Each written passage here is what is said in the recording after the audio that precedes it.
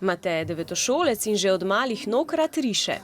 Mi je pa pač všeč risanje, pa slikanje, pač upodabljanje drugih predmetov. V šoli je za izbirni predmet izbral likovno osnovanje, kjer se skupaj z učiteljico tudi pripravlja na preizkus nadarjenosti. Sem malo bolj začel risati. Moja najbolj pozornost glede na to, kako postavim predmete na površino, pač da sem miren, da nisem živčen.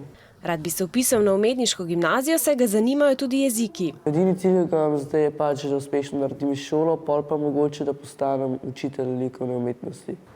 Na Srednji oblikovni šoli v Ljubljani potekajo preizkusi likovne nadarjenosti iz 3 smeri. Umetniška gimnazija, likovna smer, tehnik oblikovanja in fotografski tehnik. Prva naloga je risarski preizkus, druga naloga domišljijski preizkus, tretja naloga barvni preizkus in četrta prostorski preizkus.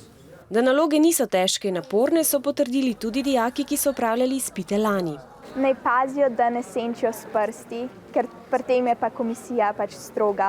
Da jih naj ne bo sram, kako rišejo in kakšne imajo ideje, ampak da se samo pokažejo in da tako jim bo najbolj uspeh. Pazite na to, kako dobro navodila preberete, pa ne vem, po domišljiji najboljš. Svetujejo še, da ostanete mirni. Posebne priprave niso potrebne.